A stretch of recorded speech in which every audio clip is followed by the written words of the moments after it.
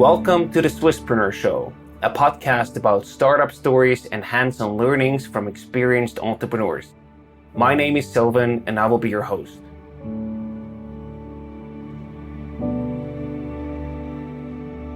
We're back in the beautiful canton of Zug and talk about one of the biggest exits the Swiss startup scene has ever seen. In 2013, SAP acquired Hybris. The company Ariel Lüdi was leading as CEO for more than $1.5 billion. The path to success was not always predetermined. Hybris had several near-death experiences, was successfully turned around and then sold. We talk about this journey in detail and also take a look behind the scenes of this crazy exit. Make sure to follow us on Facebook and Instagram to access additional content to today's episode.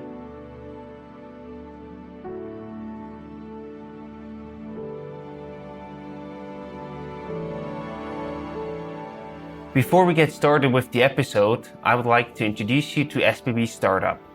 If you think that your company is a good fit for the Swiss Railways, get in touch with them or learn more about their startup programs at sbbstartup.com. Ariel, welcome back to the second episode of Swisspreneur. It's great to have you here again. Thank you very much. Today we're going to talk about exit.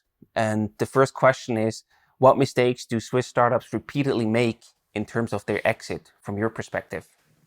Well, I can only talk about the ones that I was involved with, obviously. The rest you only read in the papers and you don't really know what's going on behind it. But what I have seen, not just at the exit, but also in general, is that Swiss companies or Swiss people, I'm Swiss, I'm allowed to say it, they don't think big enough. Why do you think that is the case? Because of our culture and mentality? Yeah. Okay. Yeah. So they think, well, can I build a $10 million company? Can I build a $100 million company? They think it's arrogant to think about building a $1 billion company. So they set their goals usually pretty low, which is sad. So that means the whole setup, how they built the company, is set up for an exit at 20 million or 30 million. So so the mistakes I have seen is that they're selling too early. I can talk about Hybris. We had this, at Hybris we had our first offer to sell at 15 million when we had no money. We were almost bankrupt. We said no. We said no a half a year later to 25 million. Actually, another Swiss company wanted to buy us. And so it went on. So over 5 years, we said no. We said no to 750 million, an offer from Digital River at the time. And because we believed in it. We believed what we can do, what we're capable of, what the market can give us, what we can do. And it was hard. Sometimes it was very easy to say no. We just talk to those guys just to have fun later on and laugh about it and have a beer. But dream high. So I've seen exits where they still think that they have a success story by selling the company, which had a great potential for 25 million, which is ridiculous. So sometimes the founders get tired or they don't believe in themselves, or in the case, they want to sell as quickly as possible because they think maybe it's not going to work next year and then I'm losing everything. If we had thought that way, like I said, then we would have sold for 15 million and not for 1.5 billion. And yes, every year it started new. Will we again double our revenue? Will we again, 11 times? Will we again double our, we doubled last year, can we do it again? At Oracle, we doubled for 11 years, You have to believe in your case. And it's like playing poker. You have to play the cards correctly, and you can obviously stretch it too long. And we have seen that in the Silicon Valley, some multi-billion-dollar companies that said no at the wrong moment. But we're not even there in Switzerland, so we are on the low end, and we say yes at the wrong moment, and that's sad. So we actually lose opportunities to grow much bigger companies, Swiss companies, and much more important companies. Do you think that there's also this sort of self-confidence missing to actually pull this through, to then also say, or be able to say no to an offer of 25 million, for example? Yeah, absolutely. I think this is hopefully changing now a little bit. But one reason as well is that the money was not there. If you want to grow the company beyond a certain size, you need external money. And Switzerland was okay for seed money and so on, maybe an A round. But B rounds and C round, B rounds meaning it's usually about 30 million, C rounds is maybe 150 million. These tickets you do not find in Europe or in Switzerland. That's also why they built up these new funds and so on from the government, entrepreneurs fund, whatever the names are. So either you find that money or then you sell it, and that's also an influence. I've seen it with my companies. We've done now 3 or 4 B rounds. So the A rounds were European VCs, some US VCs. But the B rounds, except one that we will announce on the 14th of August, they were all American-led rounds. So then there could be personal pressures. I've seen that. These are usually young founders, they have families, they're usually well-educated, PhDs, and there's some pressure. Can't you get a real job with a real salary? We have kids, and we want to do this and that. And so there's some peer pressure. Maybe his friend is working for a big company, has a different lifestyle, and so on. So there are many, many reasons, but I think the main reason or the main problem that we have is we're selling too early. Do not believe in ourselves enough. Mm-hmm. So if you look at these Silicon Valley companies, many of their successes came actually from abroad. Technologies that they bought, like Google Maps. I think most of the assets came from Switzerland, and so on. And it's a shame. They could have been large companies themselves. Let's also talk about your big exit case, Hybris. You had a very rough start as a CEO, and I think 2006 was one of your toughest years, where you went bankrupt for almost 3 times within the same year. And instead of cutting your losses, what you basically did is, I think you took an additional mortgage, or a mortgage on your house, and you got sort of credits from your friends and invested all of that money in the company. You basically went all in that moment. And this didn't really sound like a calculated risk from the outside. So what made you so certain that this was the right thing to do? Well, first, it was not just me. So the whole team did that to all the extent that they were capable of. Mm-hmm. So we all went all in. So that's a big difference. And that actually made the decision easier because we all went all in. It was not just me, dragging or pushing. Right. The team said, no, we can do this. We know we are good. We know the market is there. We know the product is good. We can do this. We just need a little bit more time. Mm-hmm. And we had a guy who helped us, when it was really necessary. He helped us with some financing as well, an individual investor. So I went all in because sometimes you have to take the risk, and that's what I said before. And it's not a nice situation when you have to go to your friends or business partners and ask them for money, mm-hmm. and especially promise them 100% return on the money. Normally they should say, this is not serious. But it worked out. Have you ever been doubtful in any moment or thought about, hey, this thing might actually not work out? Oh, there are always ups and downs. We had laughed together, we had cried together as a team, to be honest. Some smart person sometimes said, what did he say? He said, oh, since I'm a CEO, I sleep like a baby. I wake up several times crying during the night. No, there's lots of emotions involved, but that's where the culture of the company shows and the team spirit shows. I've seen things, people trying to contribute, that we could survive another month among the employees, among the management. No, that you cannot buy this, you cannot create this. This is just happening. And that's why when you win, then in the end, why it's so much sweeter than when it's constructed. What made you such a good team that you actually went through that tough period and also decided to invest your personal money from all of you as much as possible? Yeah, it's corporate culture, but again, this happens. You cannot mandate corporate culture. It was just a good setup. People believed in it. It's the belief. Some of them, the core team, many of them were personal friends with each other. They started the company together. Many of them, that was their first job. Still after many years. So no, it was as a mission. We were driven by the mission. Yes, we can do this, and we did.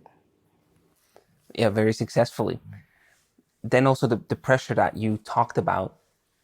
Are there any tips or recommendations that you can give to people who also face a lot of pressure with their own company because they might be in the downward hill of the roller coaster? How do you have any like tricks or hacks about how you cope with the pressure that you faced in a very big way during that time? I mean, there are no recipes, But I mean, where's the pressure coming from? The pressure coming from your private life. The pressure is coming from your employees, and the pressure is coming from your investors. So talking about the investors, we had VCs on board, a Swiss and a Munich VC.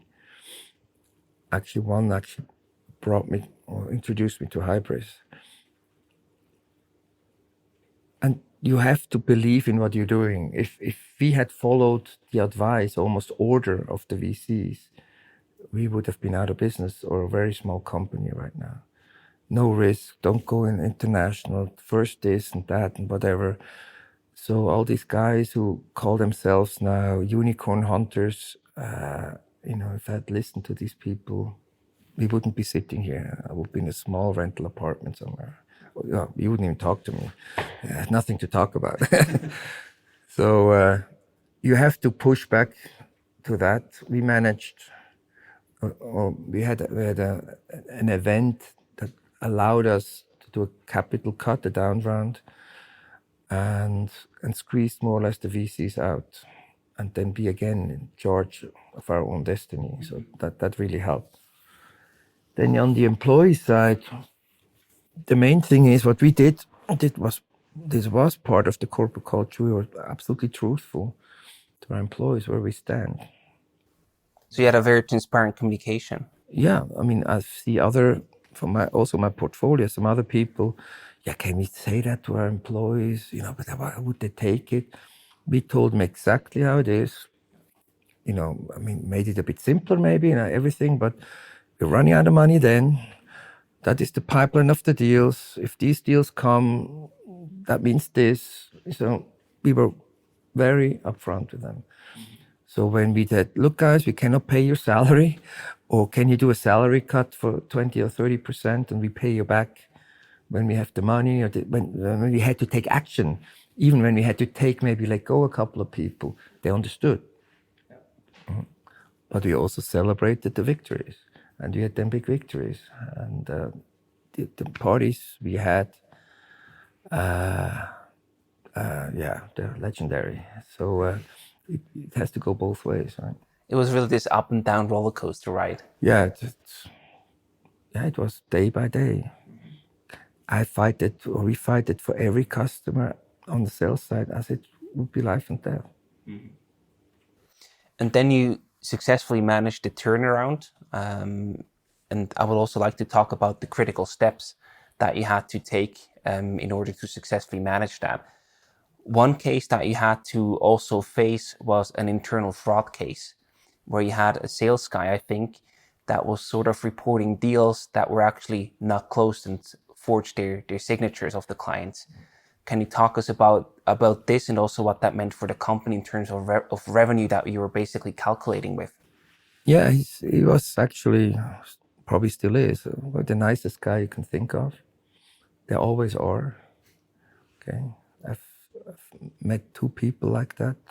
One when I wanted to hire an apartment of mine, and the lady, she was too good to be true, and it turned out it was not true.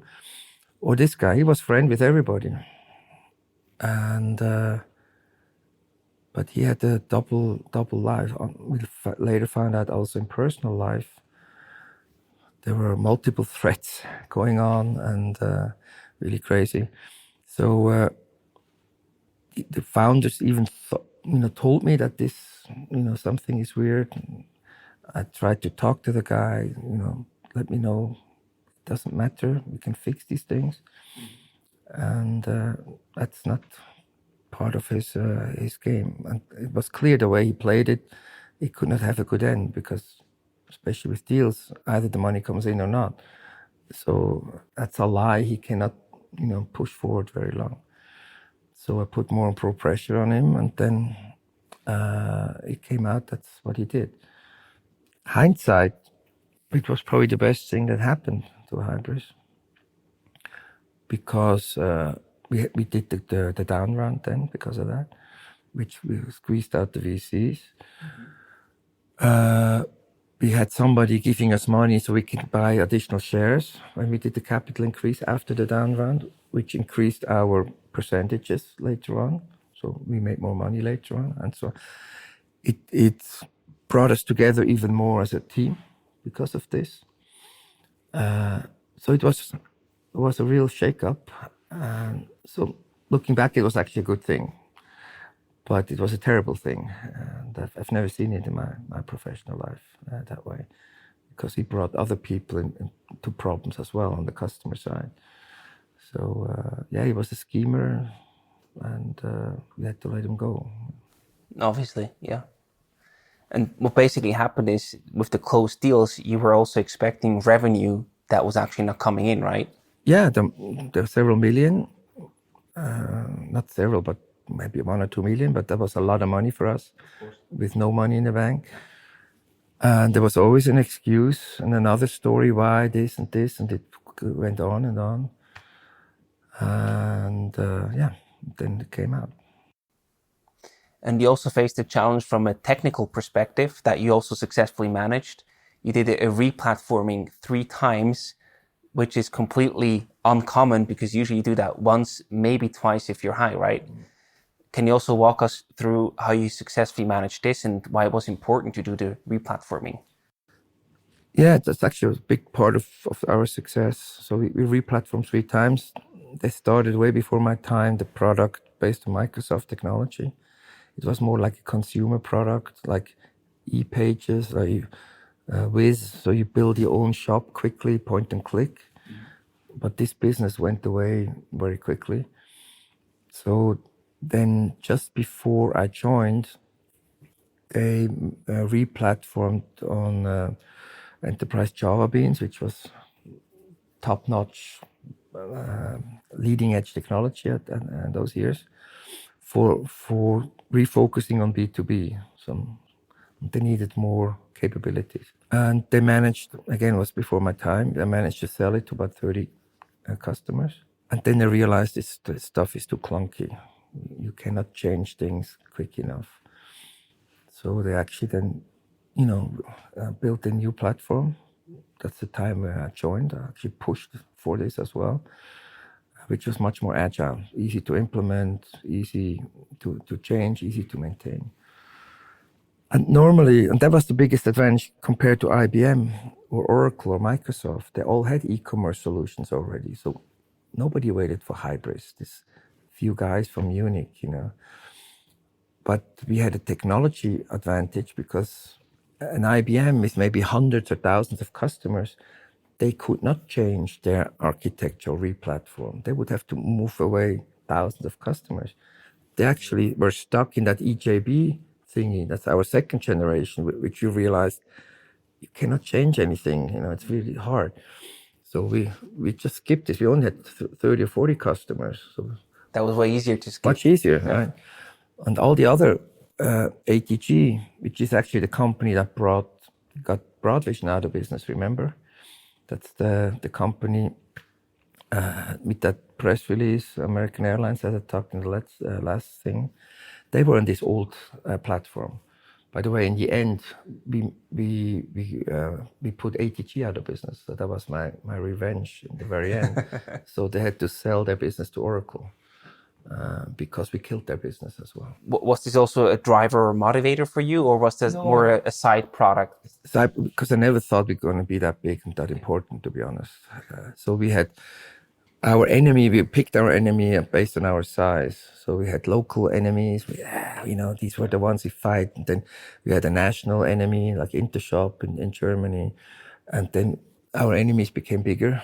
Mm-hmm. And in the end, we were beating IBM and Oracle and the ATGs. And ATG went out of business, had to sell. So that was nice. This also sounds like a pretty similar story to your personal life, because you always look for the next level that you can go to.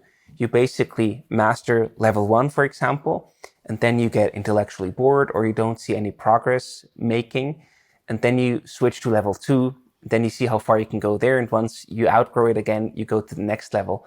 Is this also parallel that you have between your personal development, about how were looking for challenges, and how you also set up Hybris in terms of competitors that you were going after or markets that you tackled? No, it became natural to us. Again, there's no plan behind it. You do what you love doing, and then things happening. That's the same thing with an exit or an investment. Just be good. Don't look for it. Looking back as a teenager, if you were looking for a girlfriend, you never found one. Yes. You're looking and looking, and there's nothing there. If you're just happy and be your life, maybe you are in a relationship, maybe you're not. There's so many opportunities. And the same thing is with looking for an investor or for an exit. If you're good at what you're doing, then things are happening. So you cannot plan for an exit or anything like this. Or you cannot plan for level 2 or 3. Mm-hmm. All of a sudden, wow, we dominate DACH region. Now we get these inbounds from Holland, and we should be there as well. And all of a sudden, you touch a different competitor all the time. So you're already in the level 2, but it's not like. Of course, we had a plan. We had a plan for how you go into countries. But these plans, the moment we wrote it down, were changed anyway, because things are changing. The market is changing. So just be open. Also be flexible with your plans. I went into countries earlier all because although I was planning to go there in 2 years, but they could hire the right person. Plus, we had 3 inbound leads, really good ones. You have to be open to be adjustable without losing focus too much, obviously. So basically focus your energy on building a successful and a good company, and not trying to look for investors or exit partners, because if you're building a good company, it's basically what you're saying, they will come on their own. Yeah. Same with being rich. I don't think you can have a plan, so I want to be rich. That's the wrong end. You have to be good at what you're doing, and then the rest is just happening. So was it never the original intention for you to actually sell Hybris? No. We were about 3-4 weeks away from an IPO in the US. So we had our bankers, we had our lawyers, working on the red herring. We had all these pitches, we were playing the roadshow. And then we got the inbounds of offers, because people try to buy you before you're public. Yeah, that's a bit easier. It's much easier. Plus, one of the bankers who actually would not be a lead part in the IPO, he actually started looking for potential buyers so they could make some money. So we were not looking to be bought. We were not for sale. So we shook hands with the NASDAQ guys already, and then we had about 3 offers coming in, and that's when we started to. Well, our VC made us think about this. Obviously, he owned the majority of the company at that time, and we had the duty to think about it, and also what it means. And actually, the core team. I remember I was on a telephone conference in some airport in the world. I don't remember where. We had 30 people on the conference call discussing the three options. So should you go IPO? Should we go with Adobe, who had another offer? Or should we go with SAP? And in the end, because of many reasons, in the end, 29 decided to go for SAP. What led you to that conclusion? Because you also said no to Adobe, which had a better offer. They offered you 1.6 billions, SAP 1.5 billions for the company. What led you to that conclusion, which I could imagine also made the VC not too happy? No, I mean, when I said no to that, I mean, cannot imagine what happened. No, I mean, Adobe, we really like the Adobe guys. The guys we talked to was for I don't know how they called it at that time, for their marketing cloud and so on. And the guys we talked to were actually Swiss guys. That's the Day software guys who sold their stuff to Adobe. It's actually the Adobe Experience Manager now. I was just seeing a report of the guys. So they have a R&D center now in Basel. So I was on their board, and I knew them very well. And that's also when you realized that Swiss companies sell for too little, right? Yeah, I always told them it was too cheap. I was not on the board when they sold. I already left before. But still, really good guys. I really liked them. No, it was almost a setup because we liked Adobe. They were a partner of ours. We were integrated in their products. Their term sheet was clean. I mean, it's more or less, give me your stocks, here's the money. With SAP, it was, of course, a very complex thingy. And but the way they treated us in this due diligence phase, and their vision, the limited vision that they have, focusing on the CMO, and the way they treated the founders, and that the brand would disappear right away, and this and that, and I said no way, we don't do this. So not just me, we said no, which also meant several million no personal wealth that I said no to. And then, we talked to SAP, and it was a different story. I said many times on camera, I'd rather die than selling to SAP in the years before. And people replayed these scenes to me afterwards. Why did you say that? Because SAP was for me a cliche of a very boring old half-dead company. It changed a bit when we talked to the top management, to Bill and all these guys. But the refreshing part was, Adobe said, we know what we're doing. We're gonna just do this with you guys. Some of you don't have jobs, and the brand will disappear, and this and that. Just take the money and shut up. And the SAP said, look, guys, we have no clue how to run this business. We tried to build a product 2 times. It failed, we are an old German company. We need fresh blood. Why don't you join us and run that business for us? And we like your vision. We even give you some other assets that fit the e-commerce. And you build a business for us. Yeah, it's a much attractive offer. So we took that one. And the IPO one, to be honest, this IPO would be the beginning and not the end of a process. And after these 11 years, for some even more years, I think some of them were tired, because having then this scrutiny of quarterly driven results and this and that, and not being really being able to make all the decisions, because now you have this public view on it. That's why people then opted for this almost being independent within a larger organization, which I had made a cartoon out of it to present to the investors, customers, and so on what the strategy of this is. You should see it, a really nice one. So like with paper, when it folds up and makes things. So I said, look, SAP is the aircraft carrier, and we are the nimble fighter jets. But the aircraft carrier brings us into the territory, we can do our stuff. When we're running out of fuel, we come back, and the ship protects us with the big guns and so on. So this combination of the big ship, which SAP is, Absolutely. but it's also heavy, it's almost invincible. Mm-hmm.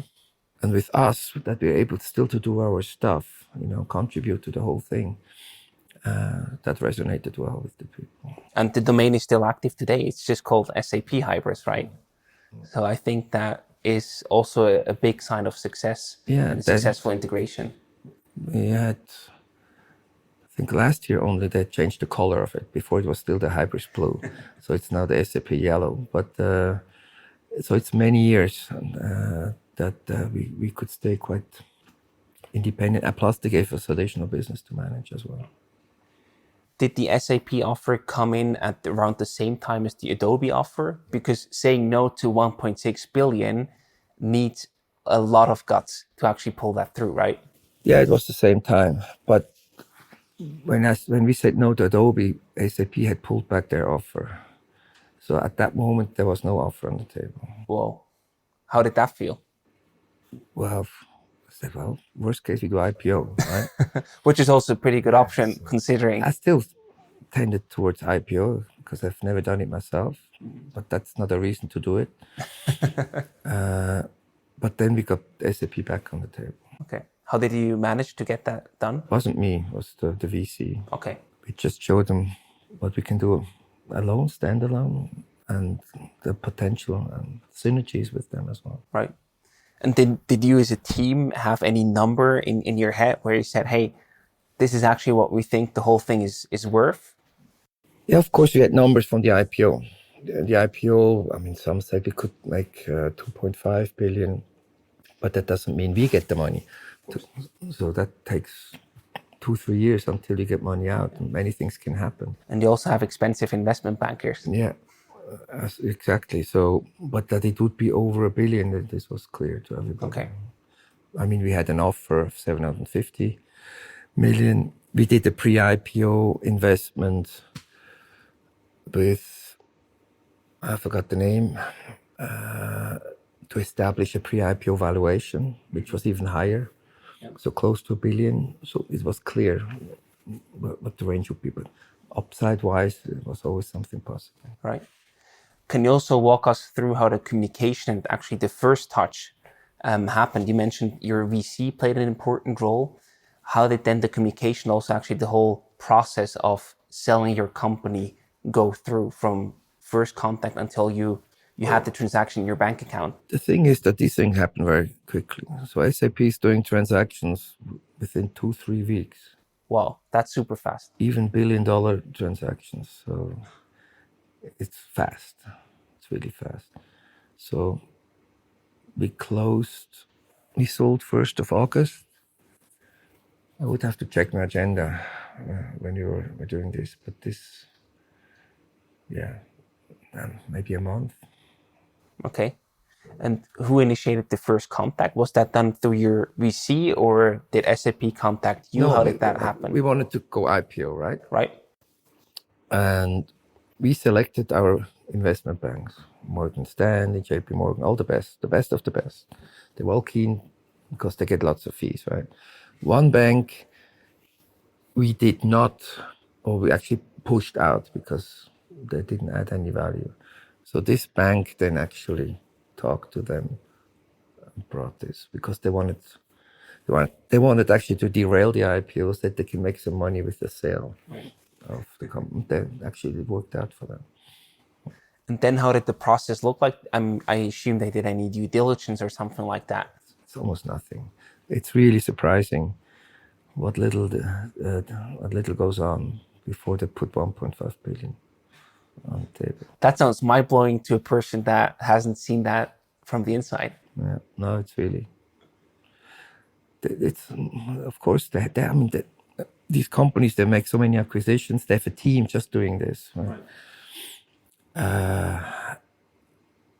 And it's more about legal due diligence and financial due diligence. But looking at the case and at the technology, of course they do that. We also had to do tests of what kind of open source stuff we have with Black Swan. But these are little things, you know. Looking at this, the whole picture, what is the potential? They didn't do. They just went through that checklist like they do with any transactions. Right. But looking at what they've done in the checklist, I said, that wouldn't give me a good feeling to spend. It worked out well for them, but looking at the success rate of acquisitions in general in software, it's not very good. If you look back after 5 years or so. Right. There's also a famous quote from Peter Thiel that he mentioned in his book, From Zero to One, where he basically says there is rarely a right price for an acquisition, because either it's too high when the founder sort of lost the spirit or don't have a clear idea about what they want to build in the future, so the acquirer basically overpays, or it's too little if it's a really good company and, you know, there are lots of synergies and it's basically just starting to at the start of the growth curve basically, and then they pay way too little for what they actually get, but it's rarely that there's the right amount of price. Looking at your case, I mean, it's still actually one of the very few smart things he ever said. and looking at your case, I mean, it's still called Hybris. It was a successful integration. Would you say that you sold for too little, or?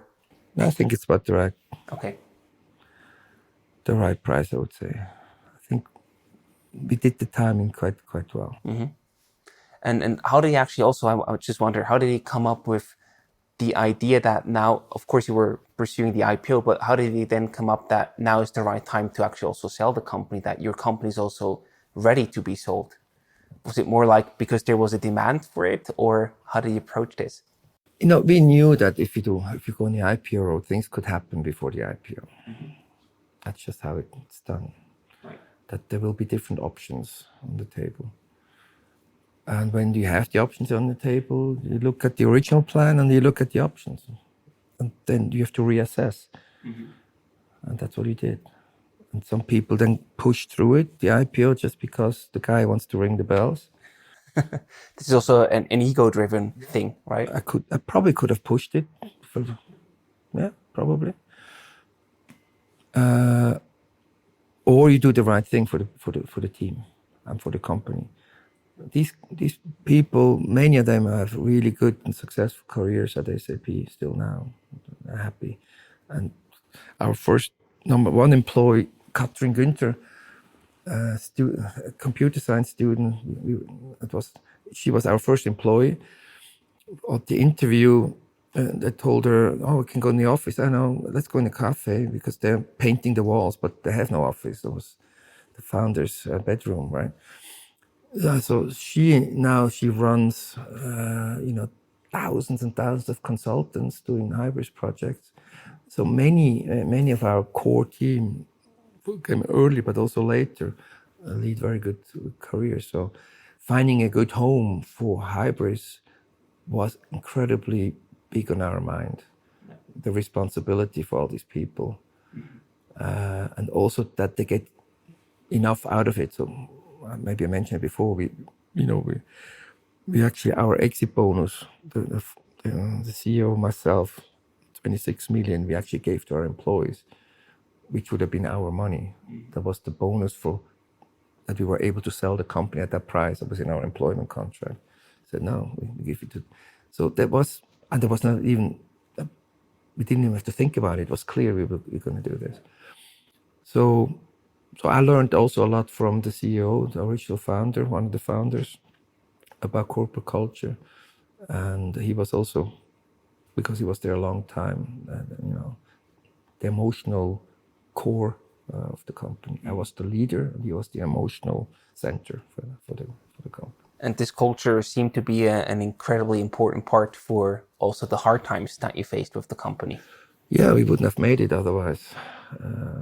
and it's good. It's tough sometimes, especially if you have a happy end. Of course. Then it's also a bit easier to say that, right? Oh, yeah. I know you said it's difficult to plan for such a thing to happen, and you just have to explore opportunities and be open. But if you were to write a chapter in a book called Billion Dollar Exits for Dummies, what would you write into that chapter, sort of as key takeaways for people that might want to achieve a similar success like yours? A dummy cannot write the book for dummies. Well, you have successfully proven it that that's until you understand something, you have to do it 100 times. I've did 4,000 parachute jumps. I understand skydiving, but when going through it once, every process probably looks different. Right. It's just go along with the ride, and I mean, we had eyes like this. This was surreal, the whole thing. It's crazy, but just keep your cool and self-confidence. But within ourselves, I mean, we were like kids. What the hell is going on? Mm-hmm. But there's no recipe there. Maybe you have also recommendation for people who sort of have this, very grounded Swiss spirit here in Switzerland, and also lack a bit the healthy self-confidence that you need to pull through such a deal or to actually build such a company. Is there anything that you could give them as a recommendation to boost their self-confidence and also get a bigger self-confidence in terms of business? Yeah, if they have a good idea, a good product, they should contact Hammer Team, and we let them know how to do it. I think that's a very cool thing to say.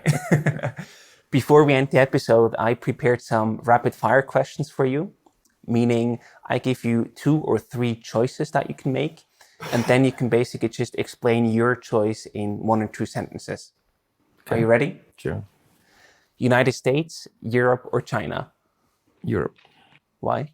Well, looking what's going on the political, economical ways, and how people treat each other, some leaders of those countries. So I rather have it in a more conservative way in Europe currently.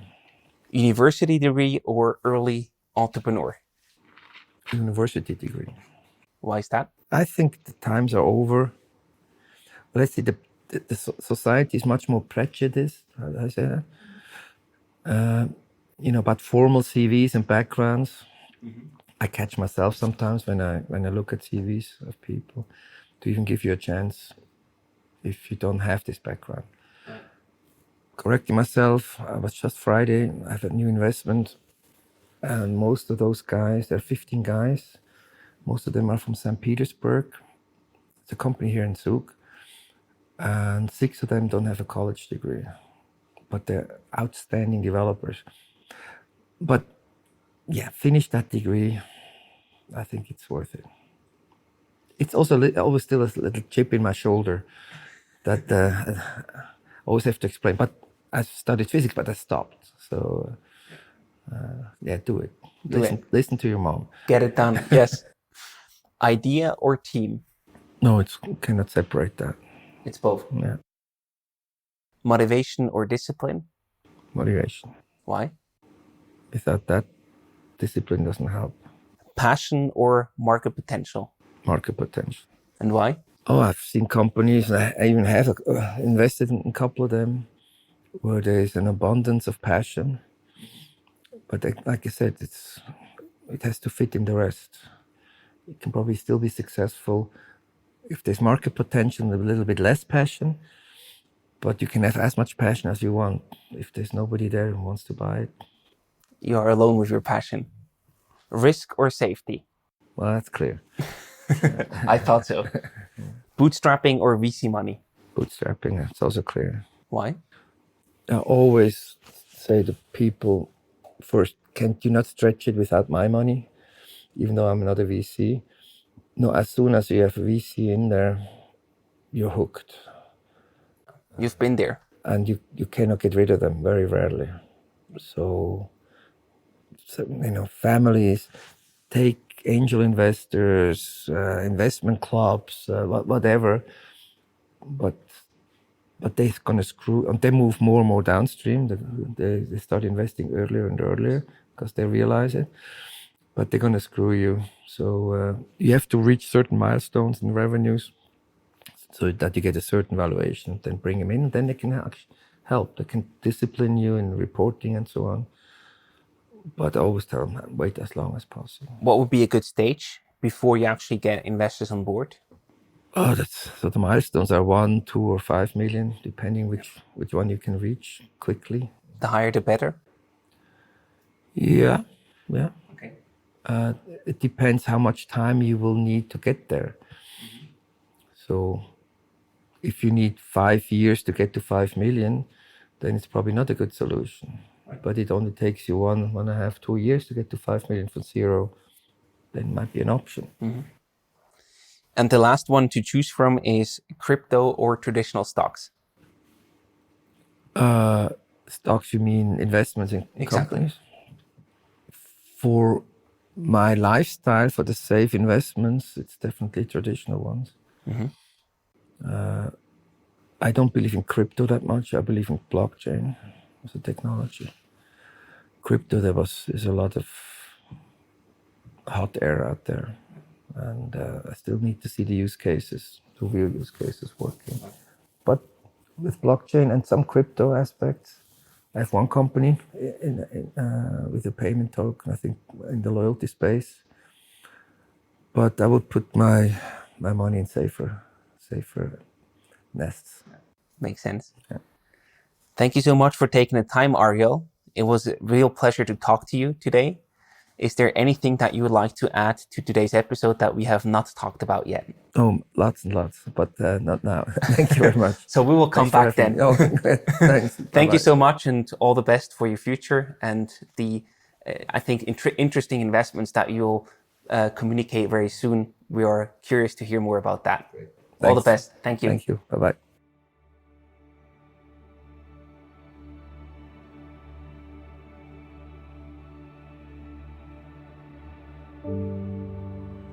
Thank you very much for listening to today's episode. We hope you liked the content, and if you did, please rate us on Apple Podcast. We would highly appreciate that. Next week, we'll already be back with a new episode, a Q&A session.